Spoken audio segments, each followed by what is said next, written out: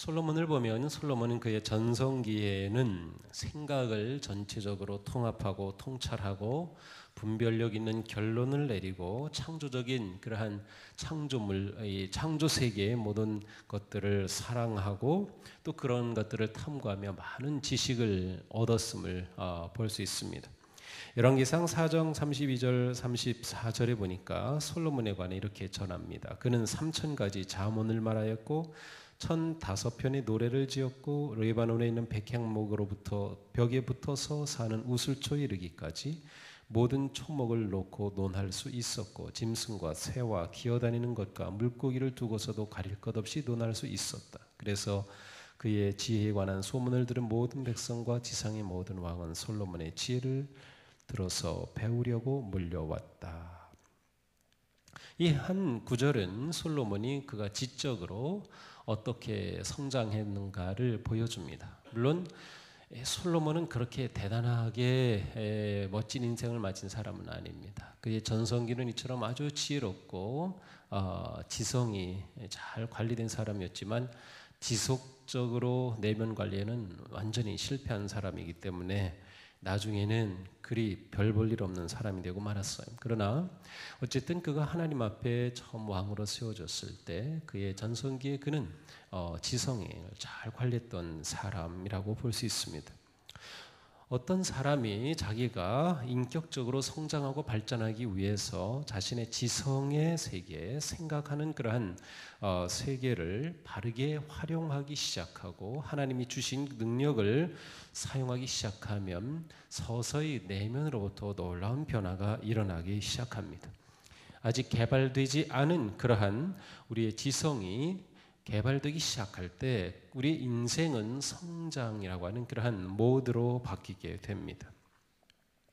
일반적으로 내적인 그러한 그 지성의 영역을 개발하는 데에는 중요한 그러한 세 가지 목적이 있습니다. 우리가 그리스도인으로서 우리의 지성을 생각을 관리하고 또 훈련을 한다라고 할 때는 세 가지의 중요한 목적이 있습니다. 첫째로 우리가 지성을 그처럼 훈련하는 것은 모든 일에 대해 기독교적으로 생각하도록 훈련하기 위한 것입니다.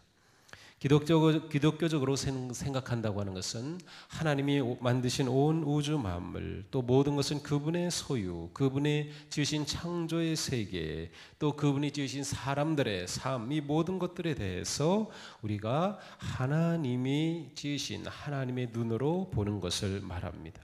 보통 이러한 것을 우리가 보통 사용하는 말로는 청지기직이라고 하죠. 청지기는 꼭 재물에 관한 것만이 아닙니다. 우리에게 주신 모든 것이 다 청지기. 그런데 이 청지기라고 하는 것의 가장 중요한 것은 주인의 관점으로 일을 하는 것입니다. 주인이 맡긴 일을 하는 겁니다. 주인이 하라고 한 그 일을 하는 겁니다. 그러니까 우리가 창조 세계를 볼 때 우리가 인간관계 속에서도 무엇을 하든 모든 것의 주인이신 하나님의 눈으로 보고 생각할 줄 아는 훈련이 바로 우리의 지성의 훈련이다. 이렇게 말할 수 있습니다. 우리는 그리스도인으로서 모든 일에 그리스도인답게 반응할 수 있어야 합니다. 그러므로 그것은 단지 생각으로만 끝나는 것이 아니라 그리스도인답게 생각할 뿐만 아니라 그리스도인답게 구체적인 실천적 행동도 나와야 하는 것이죠. 그러므로 우리는 끊임없이 우리의 삶 속에서 일어나는 일들, 우리가 보는 그런 모든 것들 속에서 기독교인, 그리스도인, 하나님의 자녀인 그러한 관점으로 묻고 또 그러한 반응을 하는 것이 매우 중요합니다. 그래서 그 찰스 셸던이라고 하는 분이 지었던 그 한 짧은 소설의 그 제목과 같은 겁니다. 예수님이라면 어떻게 하셨을까?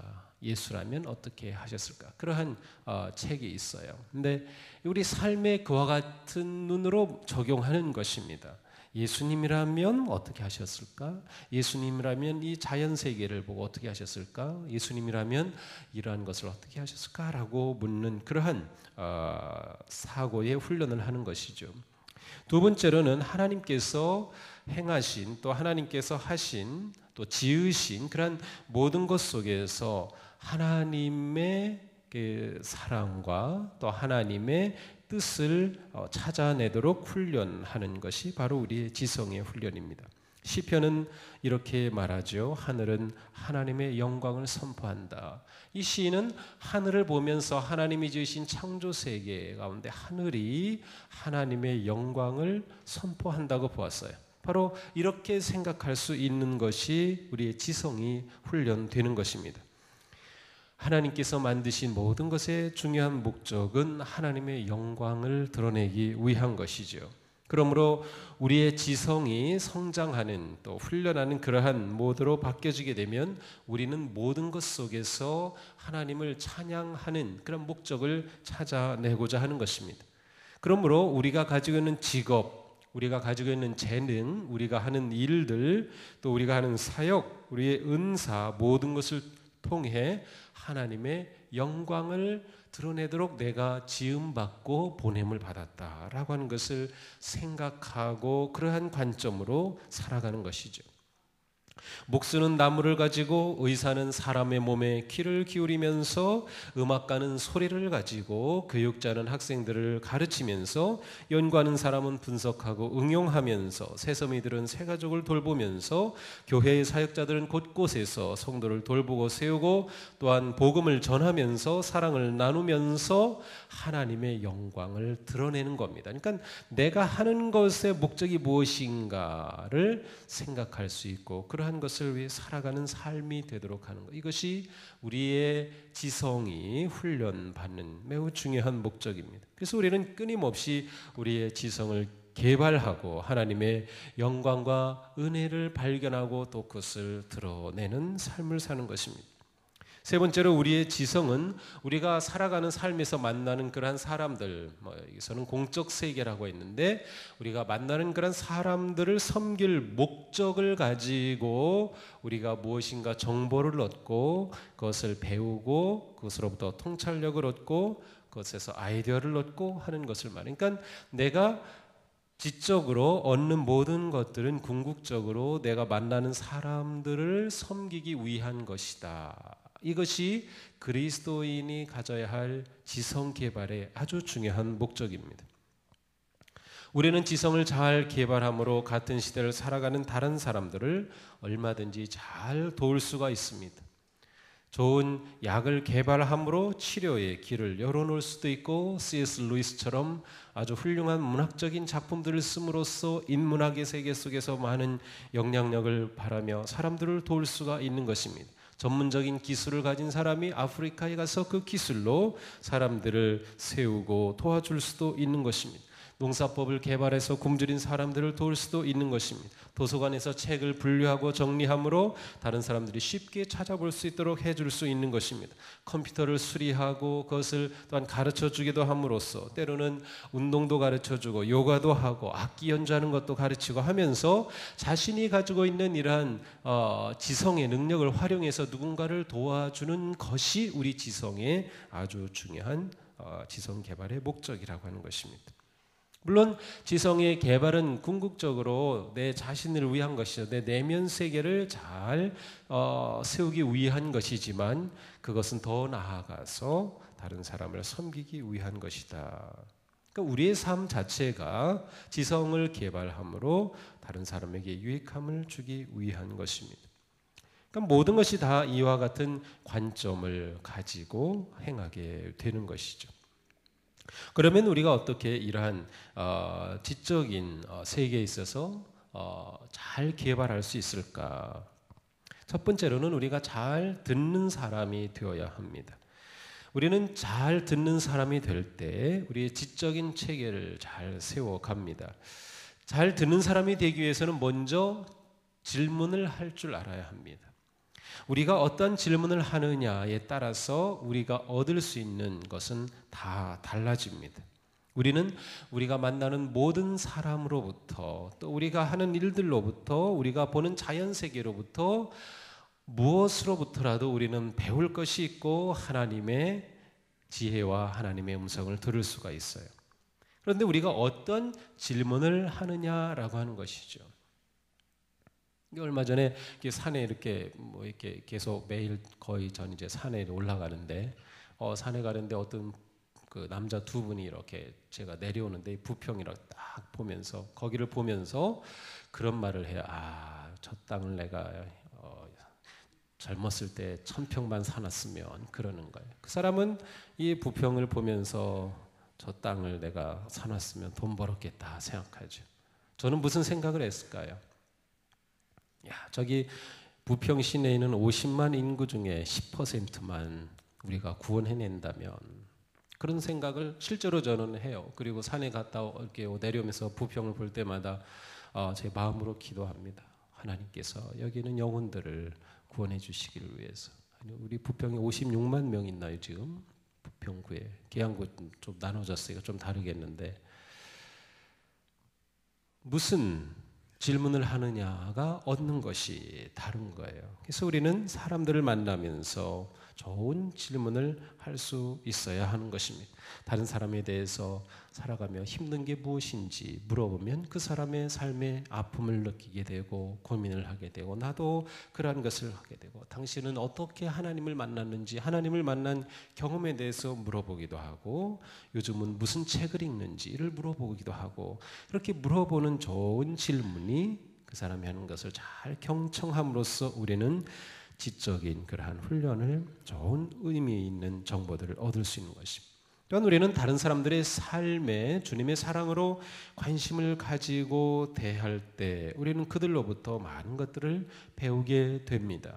무슨 일을 하든 그 사람이 어떤 마음으로 하는지, 그 일을 하는 데 있어서 어려운 점은 무엇인지, 무엇이 가장 도전이 되는 일인지, 낙심하게 되는 것은 어떤 경우인지, 힘들 때는 어떻게 그 어려움으로부터 다시금 일어나는지, 그런 것들을 물어볼 때 우리는 많은 것들을 또한 배우게 되는 것이죠. 또한 세 번째로는 멘토의 말에 귀를 기울이는 것입니다. 하나님은 근본적으로 우리 주변에 사람들을 두셔서 우리를 도우십니다. 지난 주일에 다윗에게는 요나단이라고 하는 그러한 좋은 친구를 주셔서 위기 가운데서 도우신 하나님처럼 우리가 살아갈 때 하나님께서는 우리 주변에 사람들을 두심으로 하나님께서 우리 가운데 다가오시고 일하셔요. 따라서 우리는 다른 사람들의 말에, 특별히 멘토의 말에, 지도자의 말에 잘 귀를 기울이는 것이 필요합니다. 하나님은 그 음성을 통해서 우리에게 구체적으로 도우시고 말씀하시기 때문입니다. 네 번째로는 아주 어려운 것이지만 자신을 비판하는 사람들에게도 귀를 기울여야 하는 것입니다. 이것은 아주 어려운 일이지요. 우리는 비판에 너무도 민감하고 비판의 말을 듣는 순간 금방 자기 방어로 돌아섭니다.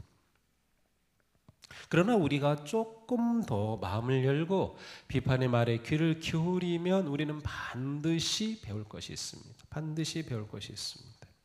우리는 비판 속에도 진리가 담겨 있다. 그리고 하나님께서 이 사람을 만나게 하셨고 이 사람이 나에게 비판의 말을 하는 것이라고 하면 분명히 그 속에도 나를 위한 것이 있다라고 하는 그런 마음을 가지는 것이 매우 중요하다.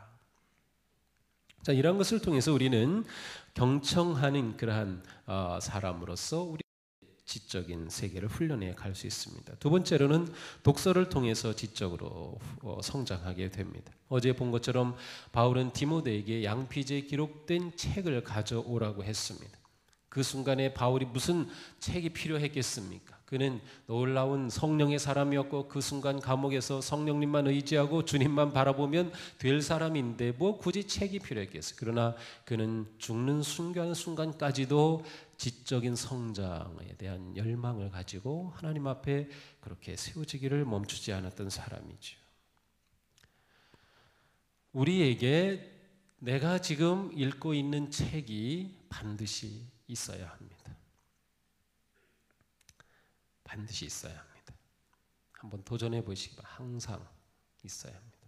그것이 뭐 1년 걸려도 좋아요. 1년에 책 한 권 읽어도 좋은데 내가 지금 읽고 있는 책은 이겁니다 라고 말할 수 있는 것도 있어야 돼요. 성경책 좋습니다. 근데 성경책만 보시기보다는 다른 책을 보느라 성경책을 못 보실 바에는 성경책 보셔요. 그런데 성경책 보시고 다른 책 무엇인가를 읽고, 우리 교회 보면 책을 읽는 분들이 계셔요. 아주 많이 읽는 분들이 계신데 그분들은 제가 이렇게 보면은 역시 그 내공이 있어요. 지적인 내공이 있는 것이죠. 언제나 책을 늘 가까이 하는 게 매우 중요합니다. 또 메모하는 습관이 아주 중요합니다. 설교할 때 보면 열심히 받아 적고 또 듣다가 어떤 제가 무슨 말에 무슨 뭐 느끼시면 받아 적고 하는데 아주 좋은 것입니다. 적는 것입니다. 메모광이 돼야 돼. 저도 메모하는 게 굉장히 저희 삶의 부분인데 요즘은 그 스마트폰이 나와서 너무 편해요. 그래서 그냥 쫙 빼가지고 메모하면 좋은데 그만 올해 초에 샀던 그 스마트폰이 지난주 수요일에 내부 회로가 그냥 나가버려 가지고 안에 있는 내장된 게 다 사라졌어요. 거기에는 제가 지금까지 오면서 기록한 일기도 있고 그 다음에 중요한 목회 아이디어, 통찰력, 책을 읽으면서 받은 영감, 또 무슨 사람들을 만나면서 이야기한 뭐 그런 것들 글쎄요 프린트하면 한 150페이지쯤 될 그러한 건데 싹 사라져가지고 너무 아쉽고 안타까웠어요. 전화번호도 다 사라졌어요. 그래서 여러분 전화번호가 제 핸드폰에는 없습니다. 죄송합니다. 그래서 저에게 혹시 문자를 보내시거나 할 때는 저 누굽니다 쪽 해주세요. 그래야 제가 알아요. 아내 전화번호가 사라지니까 카톡에도 번호가 안 떠요. 이름은 있는데 그래서 번호를 알 길이 없어요. 근데 한편으로는 아주 삶이 그냥 갑자기 단순해진 것 같아가지고 첫날은 좀 고민했는데 둘째 날은 아주 즐겼습니다. 여기 아무것도 없으니까 내가 자유다는 느낌을 가져봤는데 그래서 그런 거를 사용할 때는 반드시 백업 파일을 해놓으라 하나를 제가 여기다 첨부하고 싶어요. 백업 파일을 만들어라. 요즘은 그 클라우드 쪽으로 계속 이렇게 넘기면 다 들어가니까 그렇게 이게 뭔지 모르시는 분은 안 해도 괜찮습니다. 이게 어르신들은 뭐 그런 게 뭐 있나 그러는데 괜찮아요. 그냥 메모하는 거 굉장히 좋습니다. 저는 메모를 하는 게 습관인데 그 습관이 저는 좋다고 생각해요. 제 성경은 대부분 막 여러 지저분합니다. 지저분해요. 여러 가지 읽다가 느낀 것 또 설교를 듣다가 받은 것 그런 거 있으면 무조건 성경에 적어 놓습니다. 좋은 은혜 주신 말씀을 제게 새기는 방법이라고 생각을 합니다. 책을 읽는 그리스도인이 되는 거 매우 중요하죠. 세 번째로는 공부하는 훈련을 좀 하면 좋겠다. 공부에 투자하는 것은 물론 사람마다 다르고 직업에 따라서도 다릅니다. 어떤 직업은 공부해야만 하는 직업이 있습니다. 설교자라고 하면 설교자는 영적인 그러한 사명을 완수하기 위해 계속해서 책을 읽고 공부를 해야만 합니다. 공부하지 않으면 성숙할 수가 없고 성도들은 잘하는데 목사는 계속 제자리에 머무르면 말이 아니죠. 그런데 공부에는 수동적 공부와 적극적인 공부가 있어요. 수동적 공부는 할 수 없이 하는 게 수동적 공부입니다. 예를 들면 제가 매주일 설교를 해야 되기 때문에 할 수 없이 설교를 해야 되기 때문에 공부를 하면 그것은 수동적인 공부입니다. 적극적인 공부는 지금 당장 필요하진 않지만 내가 자발적으로 스스로 하는 공부입니다. 그런데 이 적극적인 공부가 오래 쌓이게 되면 그게 지적 실력이 되고 그것이 강한 그러한 내면을 갖추게 되는 것입니다. 그래서 우리는 적극적인 공부를 하는 게 좋다. 여기 연세 드신 우리 어르신들도 많이 계신데 내가 무슨 공부를 하냐 그런 생각을 하지 마세요. 적극적인 공부를 좀 하기를 원합니다. 그래서 꼭 어렵게 무엇을 꼭 하려고 하기보다는 여러분들이 뭔가 배울 수 있는 것에 좀 도전해 보시기 바랍니다. 내 생각을 넓혀주는 모임, 우리 꿈땅에서도 이번에 문학기행을 한다고 하는데 야 이거 뭐지 하고 한번 가서 책도 읽고 그 작가가 태어난 곳도 방문해 보고 그 사람의 삶도 이렇게 배우게 되고 얼마나 좋은지 모릅니다. 이게 문학기행하는 교회가 어디 있겠습니까? 이런 교회 우리 있다면 많이 활용을 해야 되는 것입니다. 또한 다양한 분야에 여러분들이 관심 있는 거 계속 읽고 특별히 꿈땅에 오셔서 책을 읽으세요. 주일에 예배 드리면 나는 반드시 책 한 권 대출해 간다. 이것을 여러분의 주일 일과에 딱 넣어 놓으시기 바랍니다.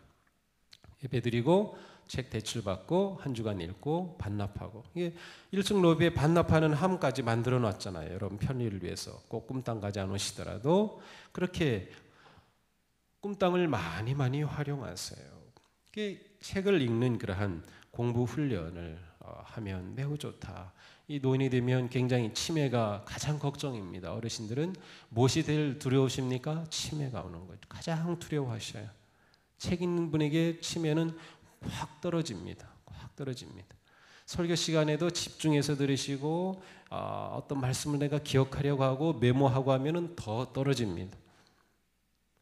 건강에도 아주 좋은 거예요. 그러니까 계속 배우고자 하는 그런 훈련이 필요하다. 저는 이렇게 보면 이렇게 지금 부부가 앉아 있는 분들이 계신데 얼마나 보기 좋은지 몰라요. 그런데 부부가 똑같이 함께 살기 시작합니다. 그런데 한 사람은 계속 성장하는데 한 사람은 그냥 머물러 있는 경우가 가끔 있어요. 그러면 처음에는 둘이 같이 사랑하고 그렇게 아름다운 가정을 이뤘지만 점점 예를 들어서 아내는 계속 지적으로 영적으로 성장하는데 남편이 머물러 있다든지 남편은 계속 성장하는데 아내가 머물러 있다든지 그러면 나중에는 둘 사이에 불균형이 옵니다. 그렇게 되면 그 관계가 굉장히 힘들어져요. 그래서 노년이 되어서 부부가 행복함을 잃어버릴 수 있어요. 함께 성장하는 게 굉장히 중요합니다. 함께 성장하셔야 돼요. 그래서 부부 사이에 내가 좋은 책을 읽으면 다른 사람에게도 좀 상대방 배우자에게도 좀 권해주고 아니면 최소한 이야기라도 해주고 내가 이런 거 읽었는데 이런 내용이 참 좋았다 한 그런 얘기도 해주고 해서 부부가 함께 성장하는 것이 굉장히 중요합니다. 가능하면 메모하는 습관도 아주 좋다. 아무데나 끄적끄적거려서 메모해 놓으세요. 좋으세요. 가끔가다 굉장히 좋은 아이디어가 딱 떠오를 때인데 정말 어떻게 아무것도 메모할 데 없는 그러한 때가 있음. 그것을 내가 기억해야 하는데 기억한 것은 거의 없어요. 제 경험으로는. 그래서 메모가 매우 중요한 것입니다. 중요한 정보들은 다 메모해요. 우리가 하루 지나면 내가 어제 받은 정보의 85%는 기억에서 사라집니다. 이틀이 지나면 96%가 사라집니다. 그래서 복습이 공부할 때 중요한 이유는 그것이죠. 메모는 매우 중요하다. 오늘 읽은 에스라는 어떤 사람이었습니까? 그는 지성을 아주 잘 갖춘 그러한 사람이었습니다. 에스라는 주님의 율법을 깊이 연구하고 지켰으며 또한 이스라엘 사람들에게 율례와 규례를 가르치는 일에 헌신하였다. 에스라는 제사장이면서 학자이며 이스라엘이 받은 주님의 계명과 율례를 많이 배운 사람이었다. 자, 그는 깊이 연구하고 지키고 가르친 그러한 아주 탁월한 이스라엘 역사에 위대했던 학자, 학사, 제사장 에스라였습니다. 이번 가을에 꼭 책 한 권 읽으시기 바랍니다. 추천하기를 원하면 제가 추천 리스트를 좀 올려드릴게요. 아니면 꿈땅에 오시면 많은 책이 있습니다. 오셔서 꼭 책 한 권 읽으시면 좋겠다. 저하고 약속해 주시기 바랍니다. 우리 어르신들도 한번 책 읽어보세요. 눈 나쁘다고 하시지만 그래도 다 음식 드실 건 보시고 드시잖아요. 음식 먹을 수 있는 눈이면 책 읽을 수 있어요. 이렇게 보시면 돼요. 하루에 한 페이지 읽어도 좋아요. 지성을 개발하는 그러한 모습 하나님이 아주 기뻐하시는 모습이 아닐까 생각합니다. 우리의 가슴에는 뜨거운 열정이 있고 우리의 머리 지성으로 세워지고 하나님을 향한 사명을 향해 나가는 그 삶이 얼마나 아름다울까요? 이것은 우리 모두가 그처럼 아름다운 복된 삶이 되기를 주님의 이름으로 축복합니다. 기도하겠습니다.